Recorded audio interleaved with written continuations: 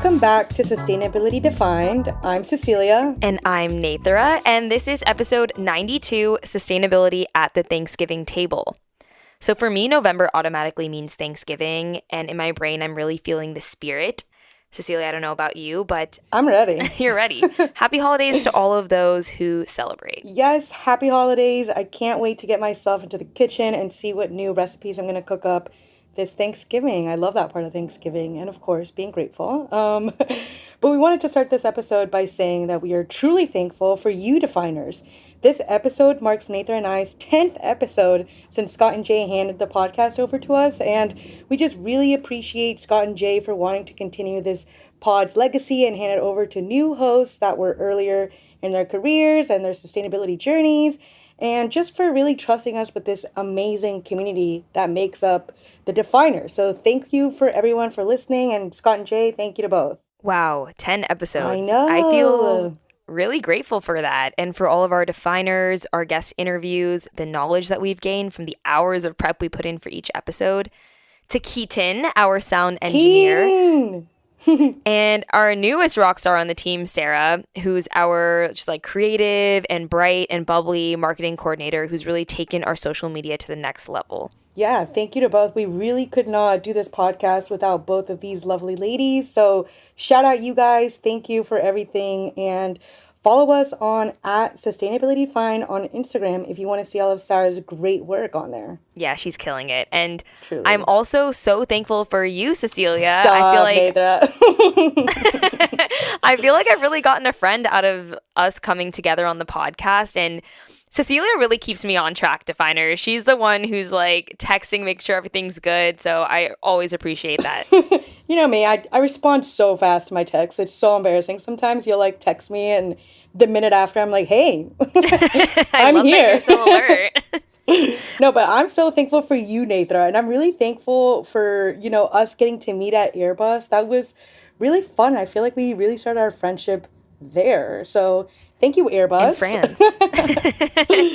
And I know you have some other things to be thankful for, Nethra. Can you tell us? Yes. Finally, some good news on the job front, Definers. Woo! I will be joining Oatly this upcoming Monday, actually. So exciting. Yeah, I'm really excited for this opportunity as I am an avid oat milk drinker, and I've been following the company and their journey for a while, and they're really a true sustainability company at their core. So I feel grateful to finally have a job. Many of you know that Cecilia and I were both looking for jobs when we started on the podcast. And Cecilia, you also have some news as well. Yeah, I also started a job about a month ago working for an environmental consulting firm. So we do a lot of contracting work with the EPA. So, right now, not a lot of work going on because of things happening, but super, super grateful to finally have found employment. I mean, go us, Nethra, finally. Go us. And low-key, now I think we can be expecting an Oatly episode. Honestly, yes. Maybe that's going to be our next hot commodities episode, the oat supply chain. Watch out, Definers. I'm just excited for this new season for us and wanted to tell any Definer out there struggling to get a job to hold on and push through. For real. A couple of you actually reached out on LinkedIn and messaged me, and I just want to say, this market is rough. It's unprecedented times right now for the future of sustainability jobs and how things are shifting. Remain hopeful above all. What is meant for you will find you. I love that saying, Nethra, but honestly, when I was in the midst of applying to 450 jobs, I would keep thinking what is meant for you will find you. But I was like, where is it? Yeah, when is it going to find me? You probably remember me crashing out and texting you, Cecilia, when I was like, okay, what the heck am I doing wrong? And you told me that you were also in the boat of applying to hundreds of jobs before you found yours. So yeah, you the got crash this, out is so Definers. real. Don't be ashamed of crashing out and spiraling. We were all there for months. I mean, I think we both applied to over 300 jobs on our own before landing our roles. So you guys got this. Keep it up. Keep going. Be relentless. Yes, you do. And speaking of being relentless and keeping up spirits, today's topic, sustainability at the Thanksgiving table. Yes, today's topic is so fun because if you're dreading the moment Uncle Bob asks why you're not eating the turkey this year, or your Aunt Linda tells you climate change is just a hoax while you're passing the cranberry sauce, or if you're just generally overwhelmed with feelings of climate doom and eco anxiety in a world where every headline and like current event seems atrocious and this interconnected web of wicked problems is too daunting, well, this episode is for you. Oh man, I like relate so hard. I guess, are we doing this? Are we getting into this? We're doing this, Nethra. We are doing this. It's time to be grateful and it's time to talk about the doom of the world. Oh No, I'm God. just kidding. Today we're talking about sustainability at the Thanksgiving table, and I don't mean just the carbon footprint of where your sweet potato casserole comes from. Right, because sometimes sustainability isn't just about what's on your plate, it's about what's said around your plate, right? Beautifully said, Netra. So buckle up because today we're going in deep. We're talking about eco guilt, climate burnout, how to actually talk to your family members who think you've joined some sort of like environmental cult, and why joy, not shame, might be the most radical act of sustainability. Interesting. And Mm-hmm. honestly, this episode feels personal because I think a lot of us right now are carrying this tension during the holidays. Like we need to over explain our choices or that we feel guilty for like shopping or using AI or like whatever it could be.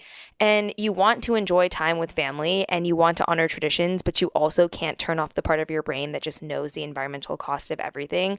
I literally felt that this week because I hosted a housewarming party and I had to buy plastic cups for the event and I was trying to wash them and recycle them all afterwards, but then I'm like, I should have bought paper, I should have bought compostable or like whatever it is. And sometimes certain things are just more convenient. And I really found myself like having this thought in the back of my head. Yeah, I And I mean, know I feel that way during Thanksgiving too. yeah, it's so real, especially when I find this a lot for myself when I'm trying to make the most financially positive choice, I guess. The plastic cup is going to be cheaper than a lot of the other like compostable cup choices. So it's hard and you're just sitting there, right? You're looking at all these options. You're looking at the spread of the Thanksgiving table. And a part of you is calculating that waste or thinking about the ethics behind the dishes while everyone else is just happy and eating and you're feeling guilty maybe for that too. It's like the more you know, you're just like so aware and you feel it. And that guilt spiral is real. It's so real, which is actually where we want to start today with that feeling of that guilt, that exhausting, paralyzing, sometimes motivating feeling that so many of us carry when we're trying to just live sustainably.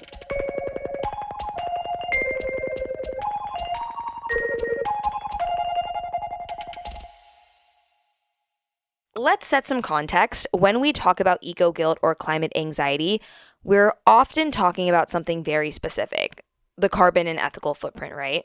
Right. And if you've been listening to the podcast for a while, you know that me and Nathra have complicated feelings about the footprints. Yeah, that's putting it mildly.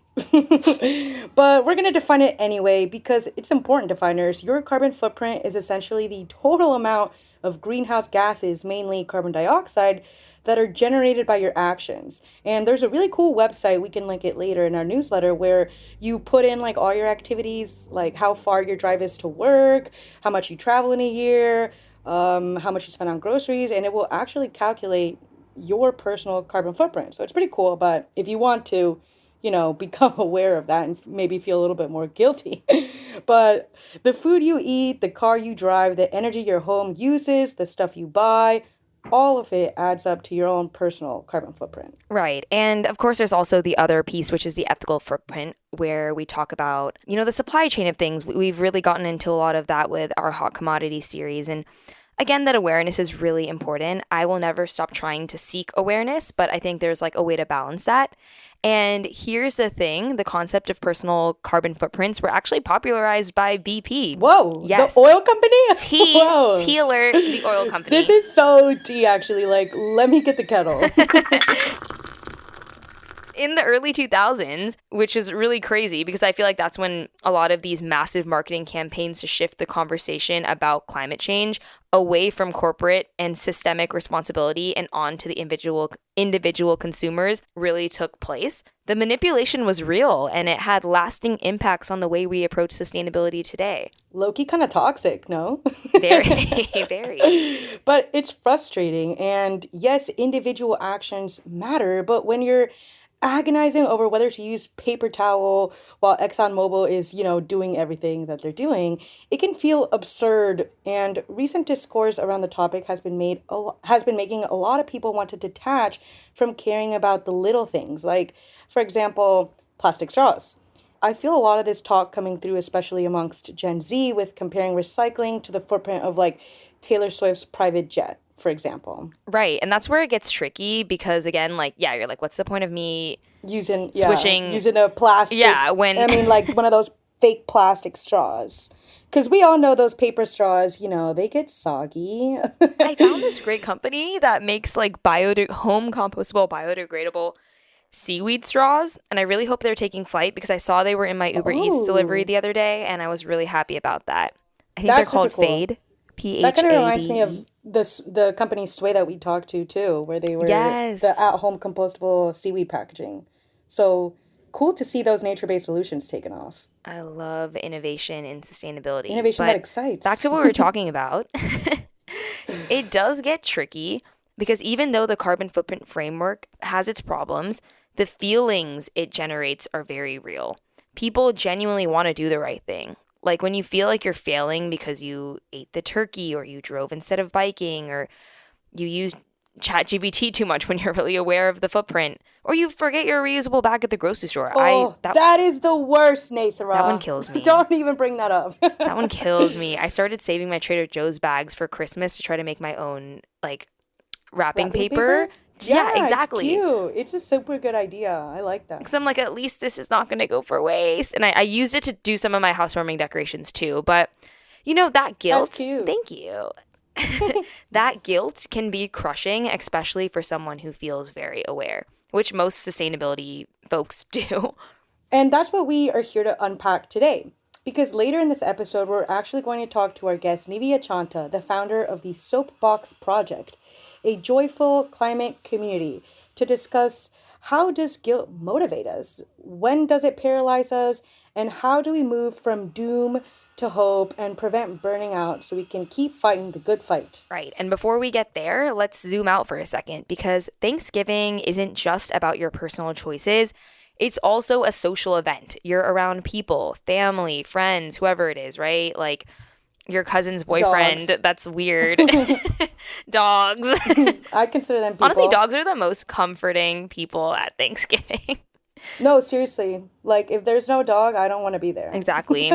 And not everyone at the table shares your values. And even if they do, not everyone cares to the point of actually changing anything or doing anything about it. Oh, here we go. I know. But seriously, this is where Thanksgiving becomes the perfect microcosm for climate communication in general. Like, if you're trying to practice that, this is the place. This is the place before you take it into the corporate world. Exactly. How do you talk to people who don't already agree with you? How do you bring up sustainability without sounding preachy or self righteous or like you're shaming someone? And how do you handle it when someone does pick a fight or calls you out? And this is where the social science kind of kicks in because here's what research shows.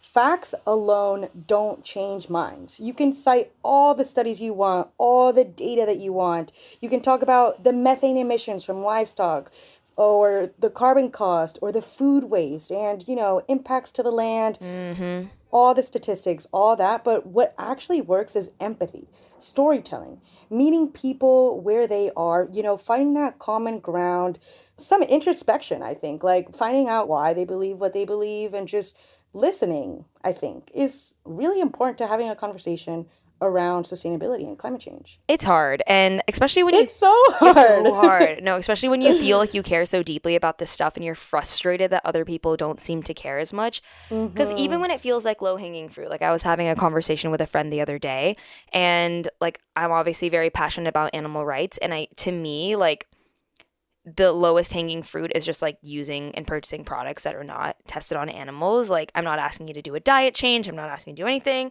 I just feel like, just doing some research and opting for cruelty free items is like low hanging fruit. But then I find myself getting frustrated when people don't seem to care about these small changes that they can make. It It is drives me so crazy. frustrating. I know. And it's just like it's like you're hitting like a wall, when you're talking to someone, when you just keep spitting facts at them, they can't empathize with the facts. Think about it this way. Your goal is to actually move someone, not to win the argument. This isn't a debate, but it's to genuinely shift how they can think. You have to understand their values first. You have to really listen. This is not a debate. That's something I need to remember because, like, That's what I'm I ready to struggle with fight too. sometimes. No, me too. You know, I'm like, I'm in the ring taking my hoops off. I'm ready. The earrings are no, exactly. The earrings are coming out. The talons are coming out. Like, it's Like, but we're ready. We're ready. Ding, ding, ding. later in this episode, we're actually going to try something kind of fun. Cecilia and I are going neck to neck. We're going to simulate. We're debating, actually, guys. Like, Yes. We're going to simulate a Thanksgiving table conversation. I'll play the skeptic. You can be the perfectionist. We'll walk through how these dynamics actually play out in real time. oh, snap. And kind of want to be the skeptical uncle because they are sometimes my biggest ops. You're casted. This will be Period. good. Enlightening, to say the least. Oh, gosh. Gonna need therapy after this one.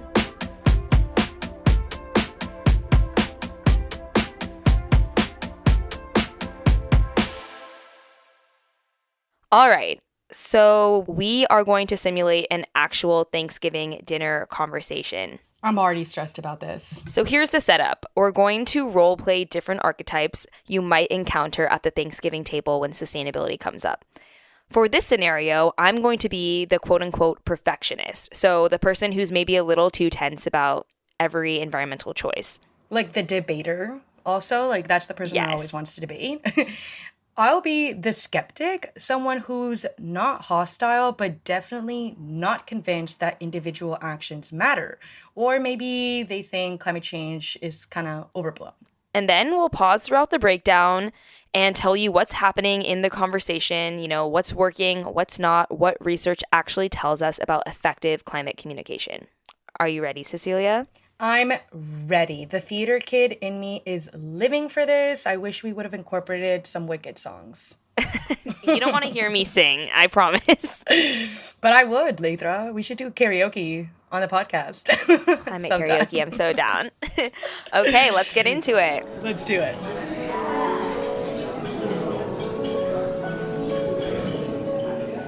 So, I noticed the turkey is conventional. Did anyone look into getting one from a pasture-raised farm or considering like a not meat option? I really hate thinking about what this turkey must have gone through. The conditions at the factory are just so bad.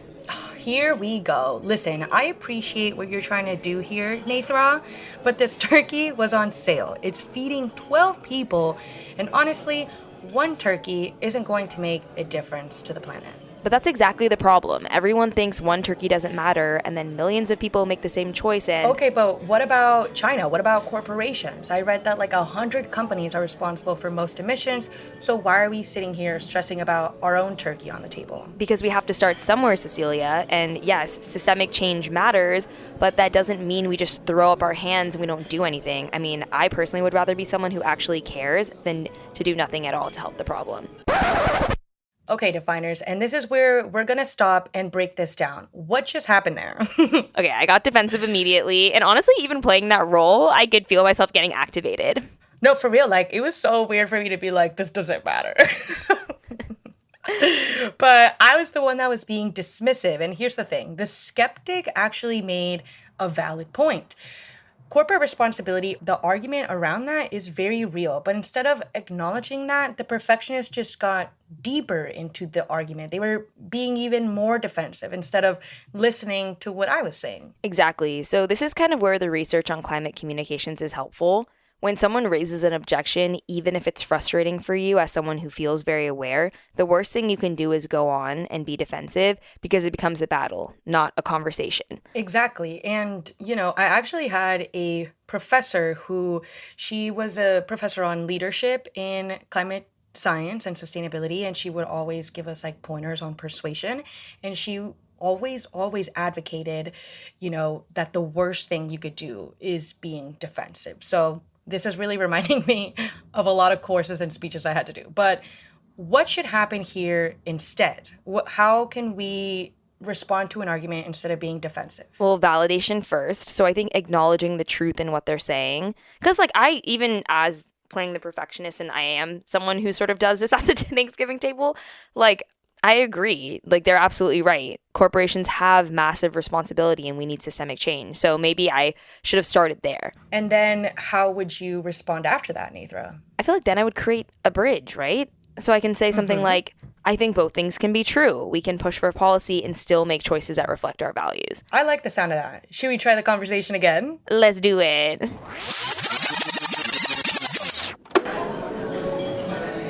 So, I've been thinking a lot about where our food comes from. I know it's not always easy, but I'm trying to support farms that treat animals better when I can. And I think that, next year I really want to maybe get a pasture-raised turkey. I mean, that's great for you, Nethra. But isn't this kind of individual action stuff not really the solution? Like, corporations are actually the real problem, right? I mean, yeah, for sure. You're totally right that we need systemic change, like 100%. But for me, it's not an either or. I can vote, I can advocate for policy, and I can also make choices that feel aligned with my values. Like, both can matter. I hear you. I guess I just worry that maybe people focus so much on their personal choices that they forget to hold the big guys accountable. That's a fair concern, and honestly, big industries want us to obsess over our individual footprints, so we're not looking at them. So yeah, we definitely have to keep our eye on the bigger picture, but I still want to try to make choices that could be better each year so we can contribute to, like, voting with our dollar. Oh, not the voting with the dollar? You slipped that in really creatively. But And break. And scene. And scene.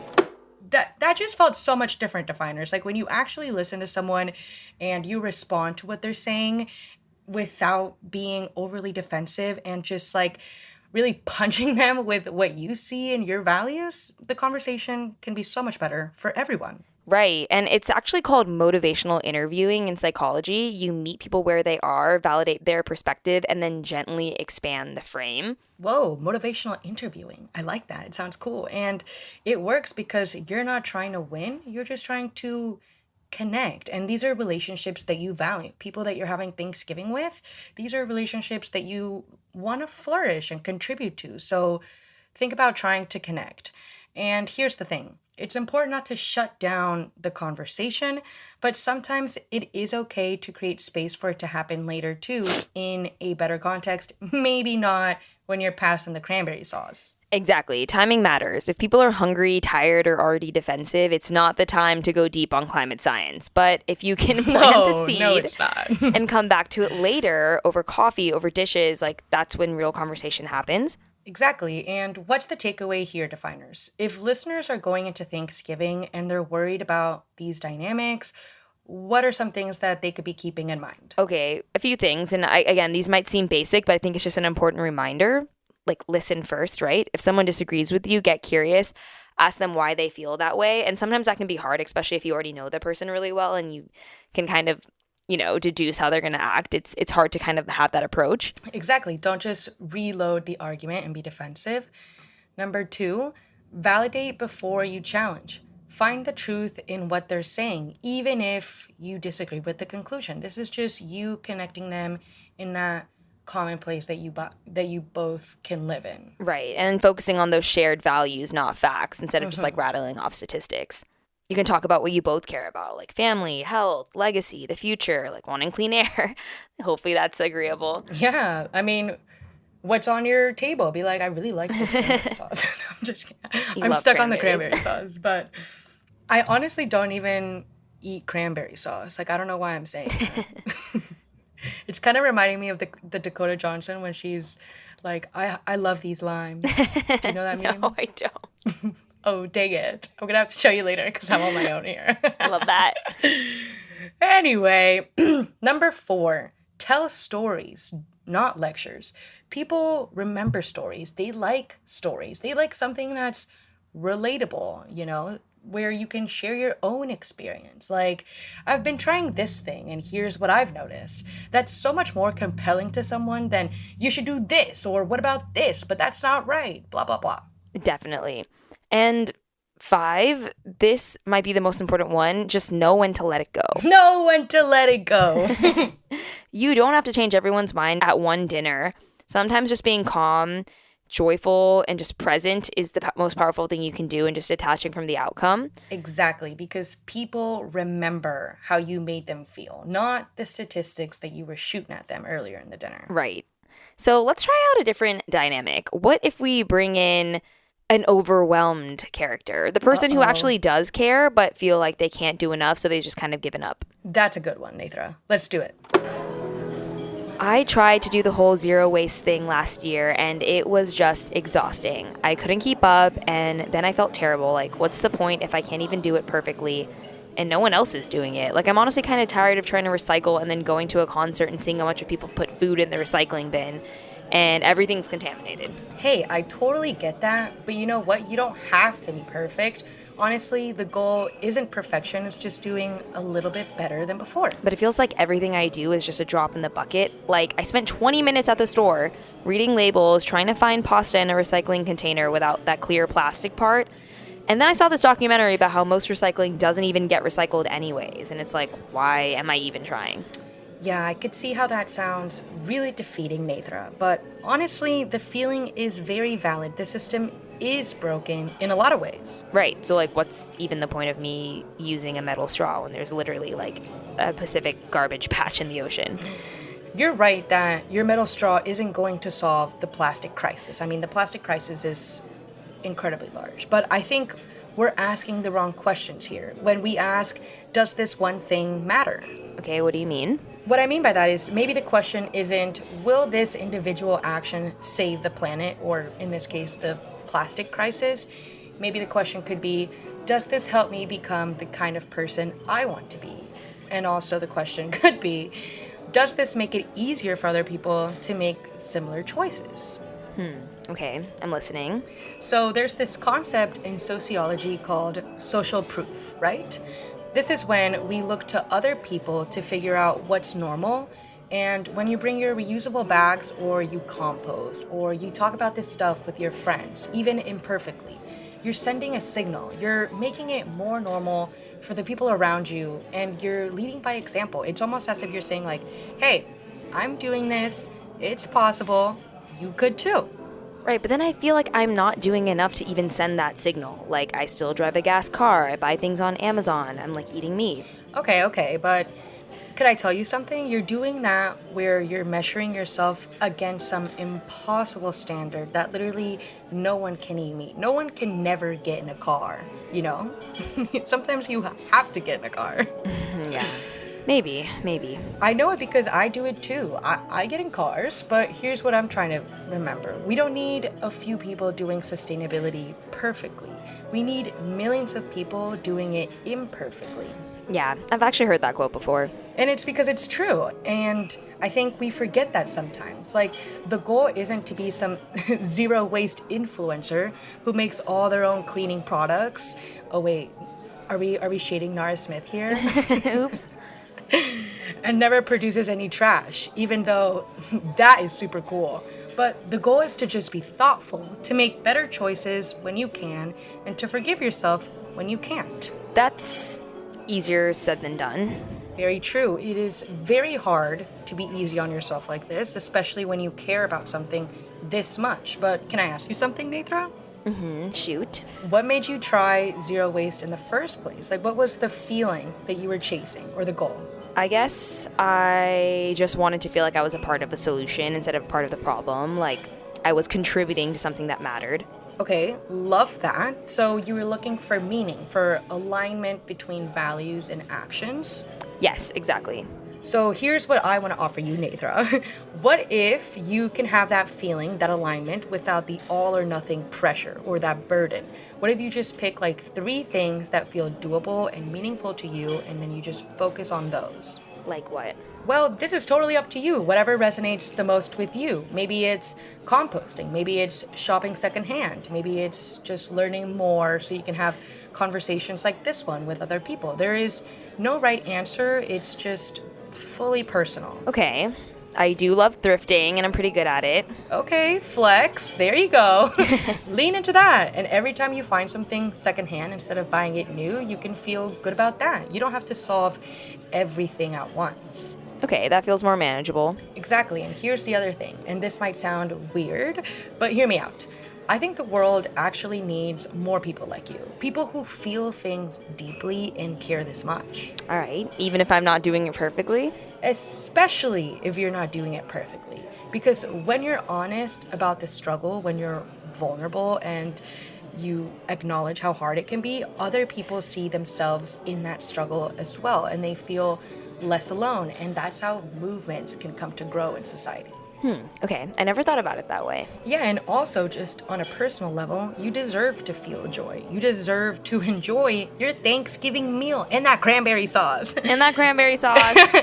And this time with people that you care about, relationships you care about, without the weight of the entire climate crisis just sitting on your shoulders and you're just feeling that burden at the table. That's not fun. Okay, wow, that cuts pretty deep. And you know what else? We're all in this together. Like High School Musical said, you don't have to figure it out all alone. If you want, we can even do a clothing swap or start a carpool or something. Make it easier on both of us. And I know there's apps for clothing swaps and carpools out there. So there's a lot of fun options for a lot of different things in sustainability. Okay, I think I would actually love that. And scene. Okay, wow. And that scene. felt really real because I feel like I've had this I exact kind of felt like a conversation with mother friends. there. You ate with that. Stop. Now I think we both need therapy before we go to Thanksgiving dinner. I think we just had therapy in this little skit that we just did. But Low key. seriously, this was such an important dynamic to talk about because I think the overwhelmed character that I'm playing is where so many people end up. Like I feel like at this point I'm not even at the dinner table having conversations about trying to convince people that climate change exists. I'm just trying to be like, hey guys, we should still try to work on this, right? And it's like a lot of people start out excited and motivated, and then the reality of trying to be sustainable in an unsustainable system just really brings you down. Very true, Nethra. And what my character did there, the optimist, is that they backed their arguments by research in positive psychology and behavioral change. They validated the feelings first. They didn't dismiss or the overwhelmed character or try to minimize their feelings. They just found that common ground and validated. Yeah, because if someone's drowning in eco-anxiety and you just tell them it's not that bad, they're just going to shut down because they feel like you don't understand the scope of the issue, right? And you have to acknowledge that, yes, the system is broken. Yes, it's hard. But yes, your feelings also make sense. Exactly. And this low-key reminds me of my dinner last night. Let me tell you a funny story, Nethra. Tell me. I was at this Chinese place that is exceptional, by the way. If you're in DC and you haven't been to Astoria, you need to go. Ooh.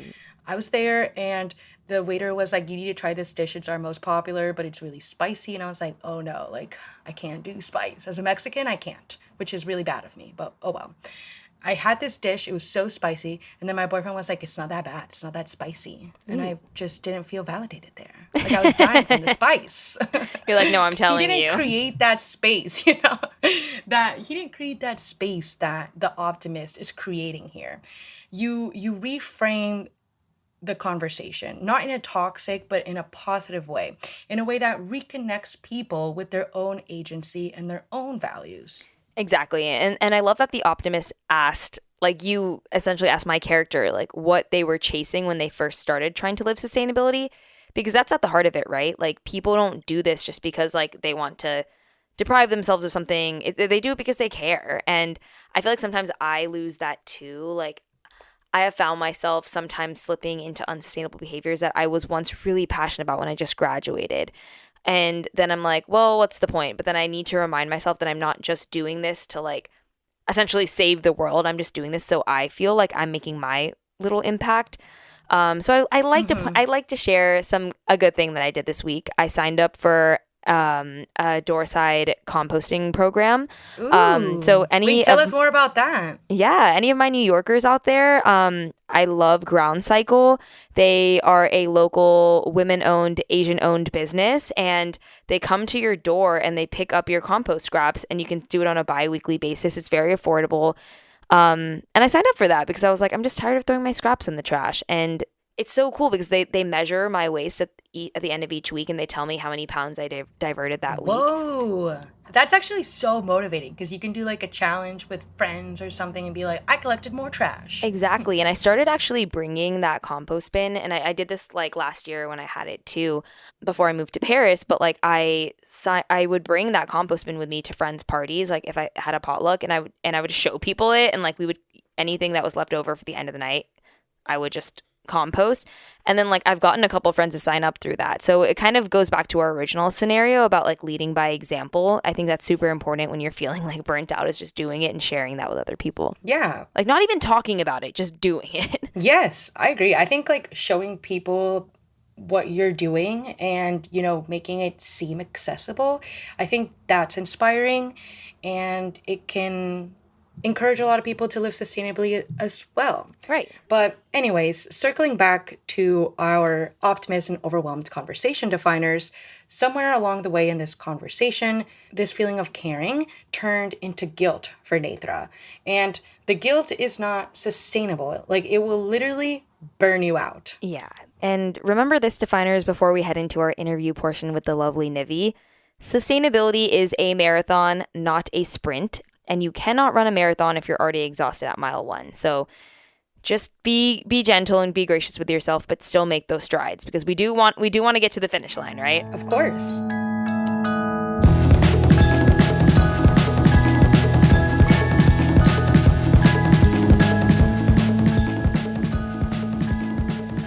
Okay, so we've covered a lot of ground here. The skeptic, the perfectionist, the optimist, the overwhelmed. And the thing is, most of us have played many of these different roles at different times, depending on the context, our mood, or who we're talking to. Totally, and that's okay. The point isn't to be perfect at these conversations, it's just to go in with intention, to remember that change happens slowly and through relationships. And that Thanksgiving or any family gathering isn't about winning debates, it's about planting seeds and sometimes just modeling a different way of being. And also protecting your peace. Protecting your peace is a big one. So, if you're going into Thanksgiving this year and you're nervous about these conversations, just remember, listen, validate, connect, and breathe. You've got this. All right, so we talked about guilt, we've talked about communication, but here's the question I keep coming back to. Does sustainability have to feel like sacrifice? This is a big question, Nethra. Because there's this narrative, and maybe we've contributed to it sometimes on the podcast, but that sustainability means saying no. No to travel, no to certain foods, no to abundance, no to joy. And that narrative is not only super depressing, it's also not sustainable. Like, literally, if you approach your environmentalist journey in making you more miserable, you're going to be burnt out. Exactly. So today we're here to actually introduce or maybe reintroduce the concept of joyful sustainability. So this is the idea that you can honor the planet and honor tradition, and that you can be grateful for abundance without being wasteful. And sustainability, again, isn't about perfection, it's about intention. I really like this concept. I think it's super interesting, and I'm excited to learn about it in this conversation that we're going to have for you definers. And we're thrilled to invite someone who has made joyful sustainability central to their life. So much so that they started an entire community around it that has spread all over the country. Please welcome Nivi Achanta, founder of Soapbox Project. Yay! And for those of you who don't know, Nivi and I go way back. We met at GreenBiz 23 back when I was working for Trellis Group. And I was immediately drawn to her because she was the only one who was essentially wearing color at this conference. So important. Nivi, you always have your funky earrings and your signature glasses on, and I just knew we would be friends. So, And here we are being friends. Thank you so much for having me. of course. I love it. This sounds like a super fun conference for you guys to me. I wish I was there. It really was. I almost didn't go because I have had a bad experience with conferences and I didn't want to go to Arizona and then have a bad time, but I made friends. So fair. And it was great. Oh, it was meant to be. We got burritos. They were delicious. Drew, Trish, if you're listening, hi, hello. We're thinking about you. I love burritos. All right, so Nivi, we've been talking a lot in this episode about this concept of joyful sustainability, where it's the idea that living sustainably doesn't have to mean sacrifice or saying no to abundance. When you founded Soapbox Project, what was your vision for making sustainability feel accessible or maybe even joyful rather than overwhelming or guilt-inducing? I wish I could tell you I had a grand vision that was informed by behavioral psychology and had a whole plan from the start, but I was just a girl living in the world, you know. I wanted to. I love that. Yeah, That's even more accessible, you know, which is what this is all about. To kind of set the context for when this was all happening, it was shortly after the 2016 presidential election. I was feeling horrible. Everything I was listening to, I was like trying to be woke or whatever. So I was listening to a bunch of podcasts and trying to understand what I could do to improve my community and the world, not just about climate change, but like all sorts of intersections of justice that I cared about. And everything felt really inaccessible and judgmental. And like I went to a few different, I don't know, like protests and groups of people that were trying to make change. And it just wasn't clicking. Like people were kind of mean to me. And I was like, well, okay, why would I want to engage in this type of space? Like, of course I care about. Exactly. And of course I care about all these issues, but it is very daunting to feel like you need to be perfect all the time. So really, Soapbox was just based on my own desire to live my best life with my best friends on this planet that is the best planet. And like the way I think about it is, we have different buckets in our lives, whether we recognize them a lot. And I think people have like a separate volunteering and activism bucket, and they have a much higher on their list a friendship bucket. And so I was like, okay, we need climate action and like social justice movements to feel like it fits in as naturally as the friendship bucket, because people currently, like including myself, feel like I have to go out of my way and like reprioritize and do all of these things to make a difference. And I just don't think it needs to be like, it is that deep, but it doesn't need to be that deep. So that's kind of like the whole ethos of Soapbox is I just really needed a place where I could navigate how to make a difference in a way that worked for me. Wow, I love this. And I love the idea of collabing these different buckets that we need to fulfill together.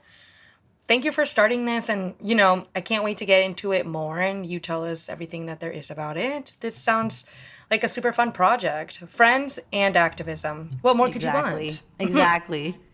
Yeah, Nivi, we hosted that climate dinner together in New York City last May. It's been like over a year, but that was a great example of that because it was just a casual, fun, like coursed meal. We did it at Rethink Food in New York, and it like we were taking Polaroids, we were having a good time, and a lot of people walked away with some really great information. So I really see like those dinners as very central to Soapbox and the vibe. That's so nice. And It's also nice because like making friends as an adult is hard. And this sounds like such a good avenue to make friends. And I've found that a lot of people come to Soapbox not necessarily because of the sustainability piece, but because of the friendship piece. So we're getting quite a few people. So like our first permanent location is in Seattle. We've done a few pop-ups in New York, like Nethra. A library, exactly. And as Nethra was saying, like these dinners, they're fun, they're casual, they're really welcoming. And a lot of people have come because they're like, oh, I just moved to Seattle and I'm looking for things to do and people to meet. And then they get into the climate action ethos of it all, because I really think sneaky. Exactly. And counter to the narrative, I do think most people care about climate change. I don't think it's a minority. It's just, I think people find it difficult to express how that looks like. So people come in, they make friends, and they do stuff. Literally, what more could you want? I love it. And just to expand on this a little bit, we've been talking about how sustainability becomes more sustainable when it's social, when it's something that you're doing with people rather than doing it alone. Can you talk about why community matters so much in this work and what role you think that collective action plays? Maybe even some success stories you've seen out of Soapbox? Yeah, I mean, I really think it's everything. Without community, I don't think we can create the kinds of change we want to see. I don't think the solution to climate change is going to be each person's individual startup. And I think the best example of of the kind of thing we're doing at Soapbox is I've started to describe it to people as climate church, because we're gathering every single week. Every single Tuesday evening, we're gathering around a meal and around some sort of programming that happens. And I think, like, religious institutions have been extremely successful. I don't think anyone can argue the success of that. And so when we're talking about, like, why does community matter, I think, like, churches and temples and synagogues and mosques, like, they're already such a good data point of how community drives so much change. No matter what your relationship is with religion, there's just so much evidence that in many cities and many towns and many places, these institutions are the ones creating community service, creating change, sometimes for better, sometimes for worse. And so I think we need something like that that is specifically oriented around climate action or around civic engagement.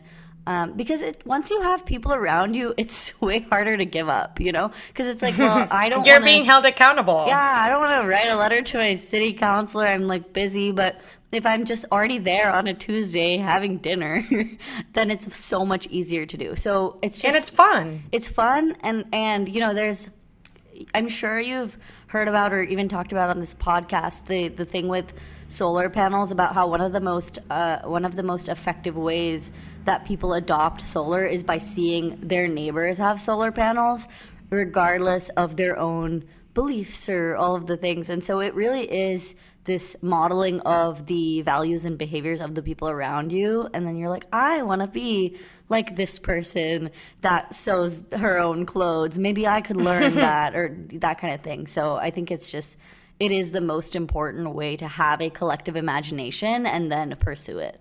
Leading by example, I love it. And can you walk us through what like a Tuesday at Climate Church might look like?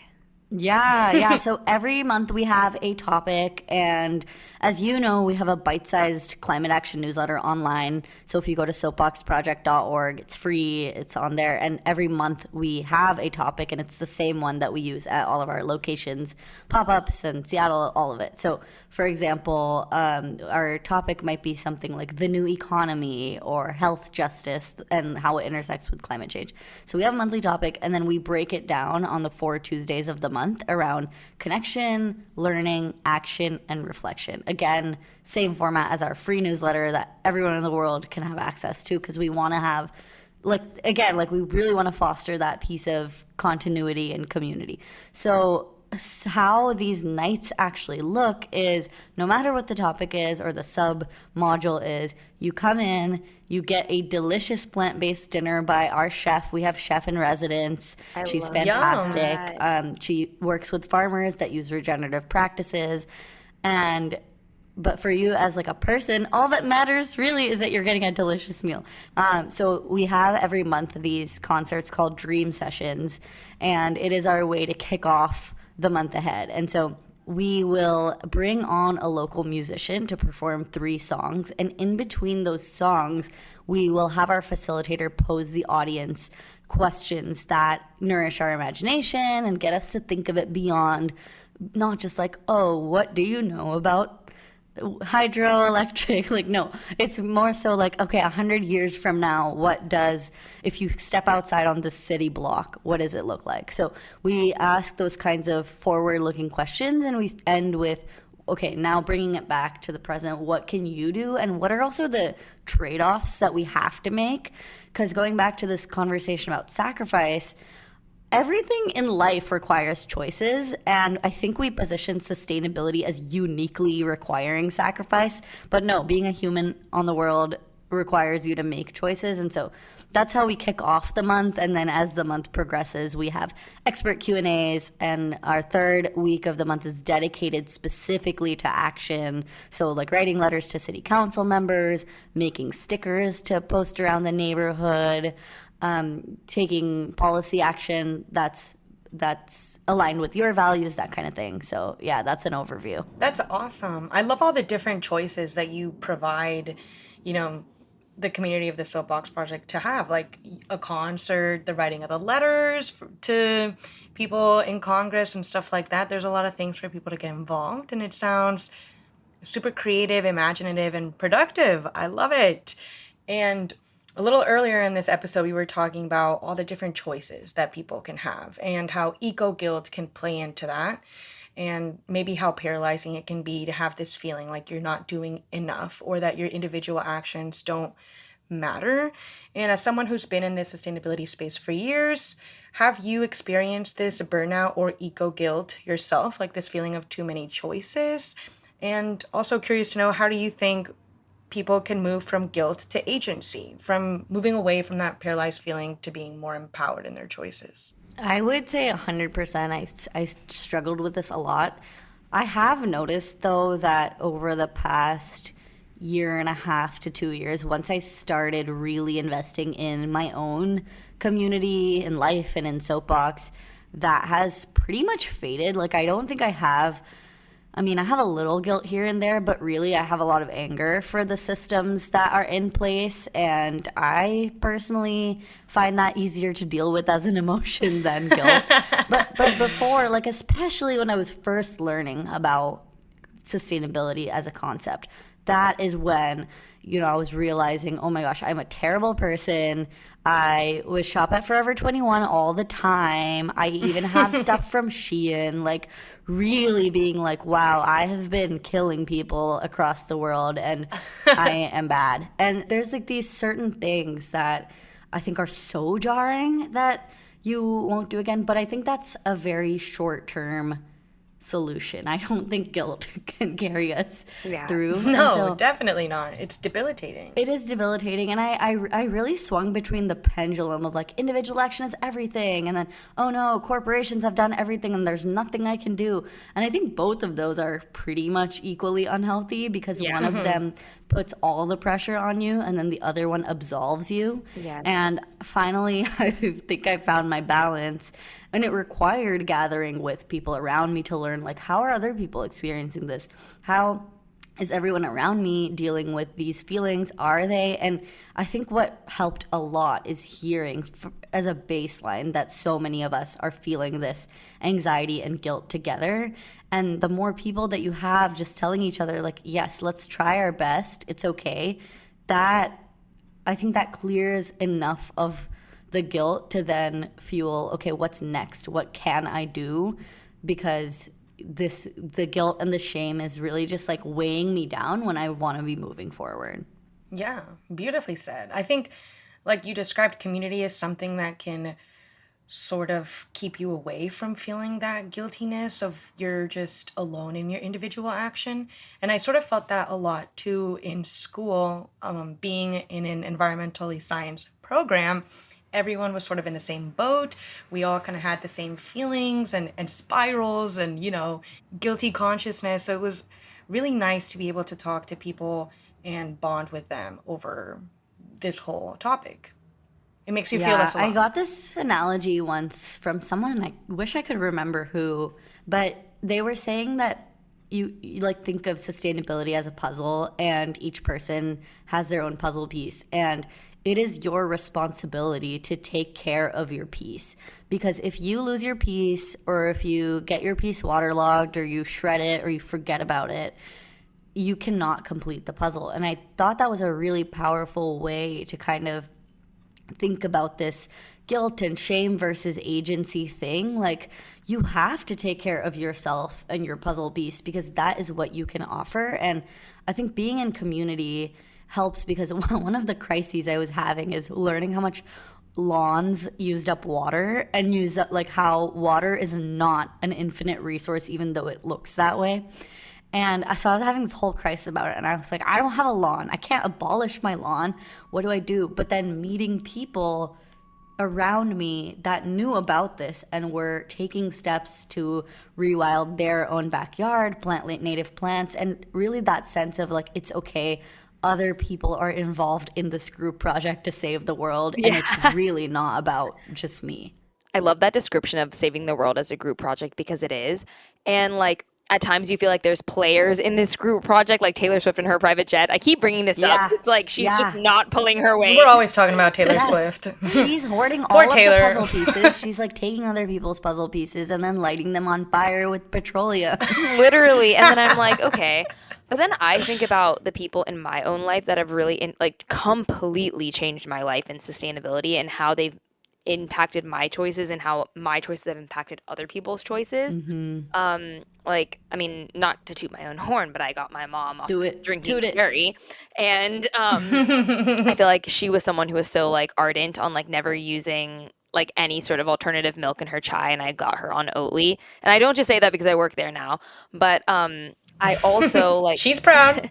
I also feel like like in my own life like learned so much about like composting and like just other things Yeah. through other people, and now I subscribe to a service and I've gotten like 3 of my friends on that in the city.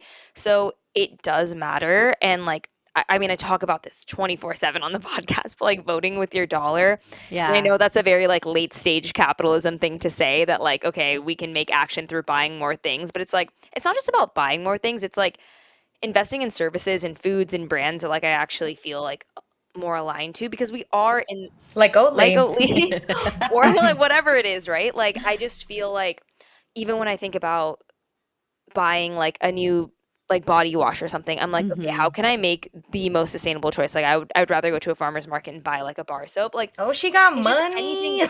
Okay, it was like $7, but you know it lasts. It lasts. I'm just kidding. But And also, before we move on from the chai thing, that chai your mom made for Soapbox New York, it slapped. And it was non-dairy and it was super good. And so many people were like, this is the best chai ever. So I'm shout so out. glad. When is Soapbox New York coming back? I need to try this chai. I know. know, you really do. You really do. My mom and my grandma came to our Joyful Climate dinner that we hosted last year, and they contributed the That chai. is So I'm so glad It that was so cute. It like made me cry just seeing how this is the thing about community that can't be quantified. There are just so many magical moments that you can never have on your own. That like Totally. no ROI or like statistic is gonna explain the feeling of seeing like people's moms and grandmas making chai. Like that is such a beautiful offering. It's so peak. Yeah, It's so exactly. peak. And that's what I'm saying too, Yeah. because like I'm not kidding. Like since I was in elementary school, I was obsessed with like sustainability. Like it was one of those things where like it would keep me up at night in middle school.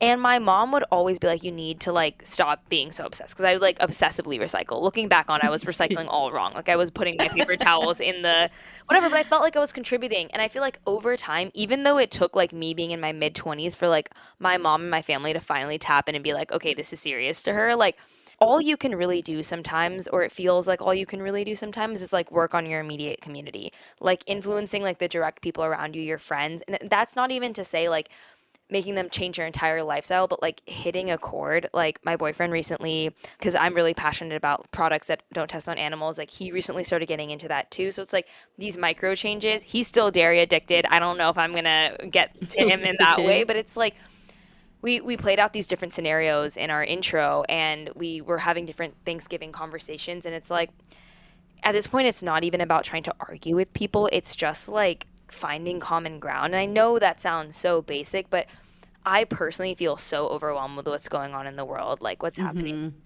just like everywhere in Sudan and Gaza. It's like I feel so weighed down by that, and I keep trying to think what I can do, and it's literally just affecting the people in my direct circle that's making me like that's carrying me through, I think.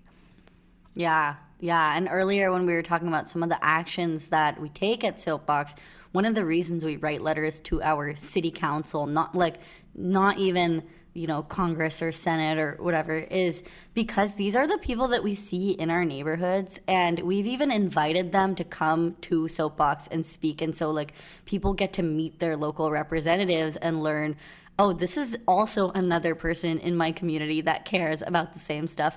Nethra, I don't know if you remember this, but in our event that we did, Tiffany Caban, a New York City Council member, just showed up like in their personal life, just showed up to hang out at this event. And like 2 hours in, we found out that they're a city council member. And it just really was such an example of how you have an incredible amount of power locally, and influencing your neighbors and the people around you does also, like, that really does tie into civic engagement. That was such a weird coincidence. I remember that so clearly. That was so cool. And Nivi, something that we talked about a lot also in the intro is like effective climate communication. Do you have any advice for our listeners who might be dreading those like Thanksgiving table conversations or just like talking to like a skeptic? I feel like this happens to me all the time. Yeah, so I have maybe two things I would love to offer. The first is I think it's really important to draw your own boundaries of the conversations you are willing to have and want to have. Because for example, for me, I don't talk to people that don't believe in climate change. My focus is the well-intentioned couch sitting doom scrolling friends that care and are too anxious or maybe even apathetic to leave their house and make a difference. So that is my focus. It's different for everyone, and I know certain people really they value, changing minds, and that's not for me. So I would say the first thing is decide what the types of conversations you are going to have, because it's much better to have one effective conversation than like get yelled at by someone in your family or something like that. Nothing will burn you out faster than that.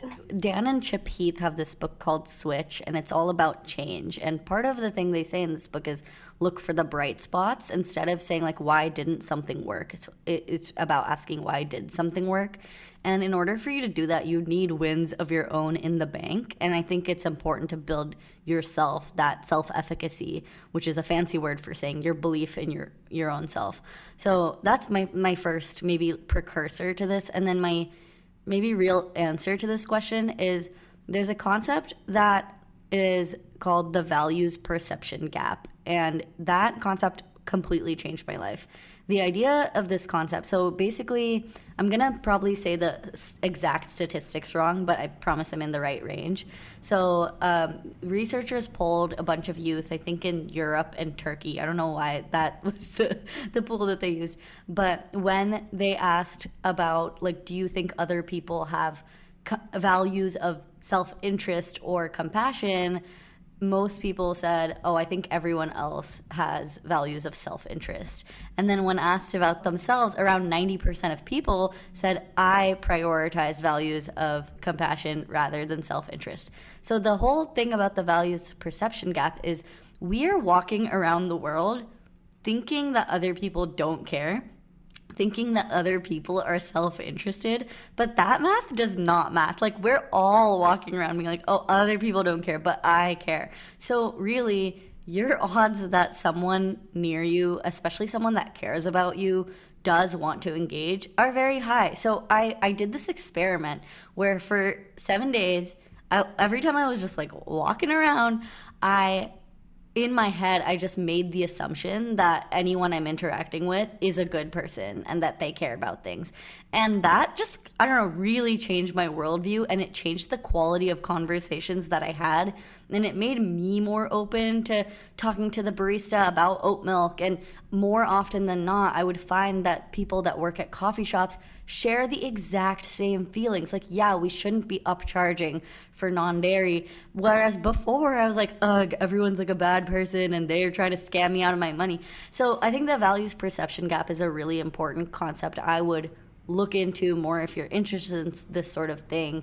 And as you carry this into the holiday season, maybe just like a challenge for anyone listening is how different would your conversations be if you assumed that the other person was interested in what you're saying and was interested in being better?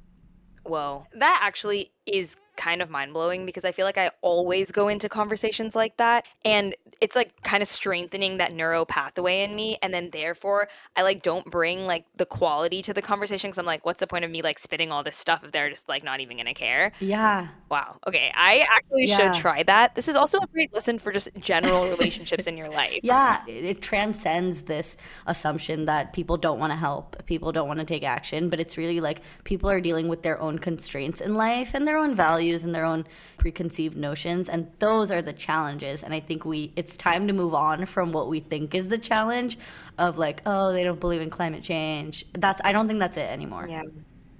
I don't think it is anymore either. I think it's like also the principle of like operating like a teammate, like you're not always against people. Mm-hmm. Great. No, I love that. I'm definitely going to tap into that more. And lastly, before we wrap up the podcast, I just want to thank you so much for being here. In the spirit of Thanksgiving, I feel like I've learned so much from you, Nivi.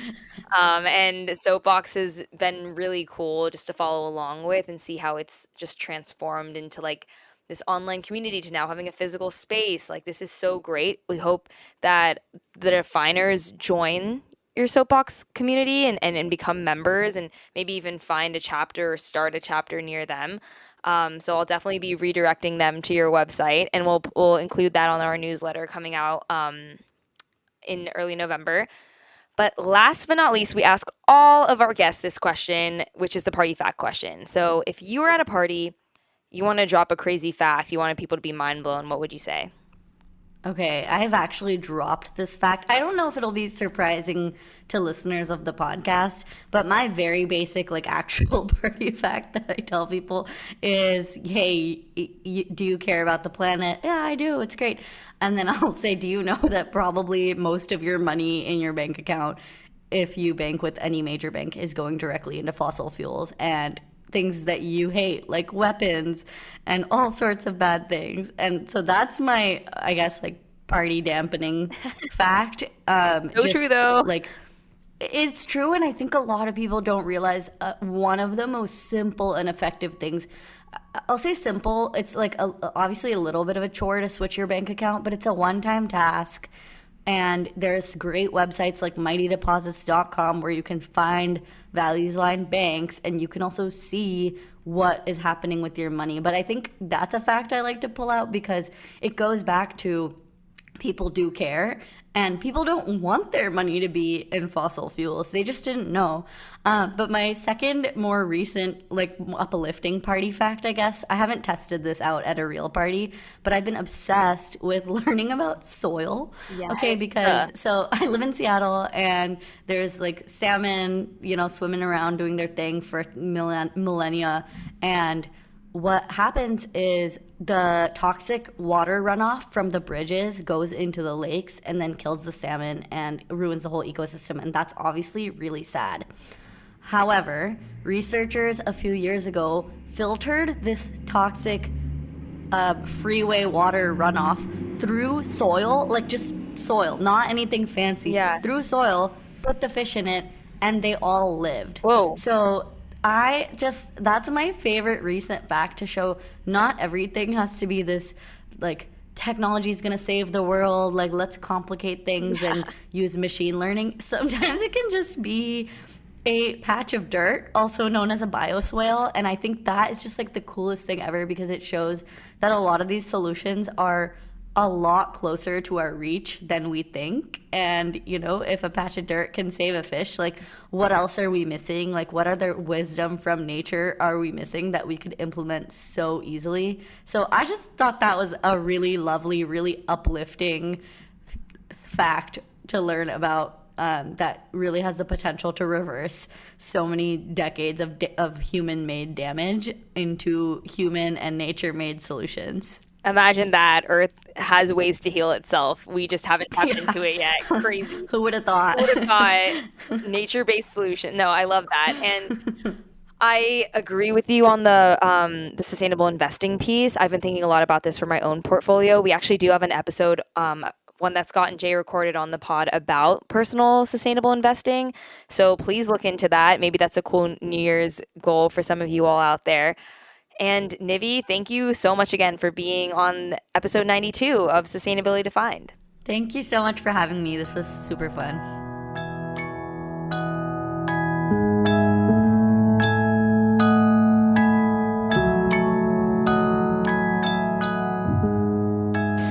Well, Definers, this has been our Thanksgiving episode. Thank you guys so much for listening. I hope you enjoyed learning about the concept of joyful sustainability and the impacts that community can have. I know I did. I didn't know about Soapbox coming into this episode, so it was super cool to learn about the work that they're doing. And I have to say, I'm having FOMO, Nethra, that you and Nivi have been friends. It was so cool to have her on the podcast after knowing her for so many years now. She has taught me a lot. The one takeaway I'm really going to implement in my life is from the episode in her interview is to not go in with the assumption that you have to convince someone over something or someone's against you, to really just go in with the idea that people are going to embrace what you're going to say. I think that mindset shift is going to be really important for me moving forward in dealing with sustainability burnout. So I'm excited to implement that. No, for sure. I agree with that. I like that. That's a good takeaway. That's a good implementation. Maybe a little New Year's resolution moment. Absolutely. Well, this has been our Thanksgiving episode, Definers. Again, we're grateful for you all. Please continue to follow us on the podcast, on Instagram at Sustainability Define. And if you ever have any feedback, things that you want to see on the podcast, any partnerships, any episodes that you want to see done, you can always email us at hosts@sustainabilitydefine.com and we will get back to you. For sure. And leave us some of your favorite Thanksgiving sustainability tips on our Instagram. We would love to hear what you guys are doing around the holidays. And have a good Thanksgiving. My name is Cecilia. And I'm Nethra. See you next time.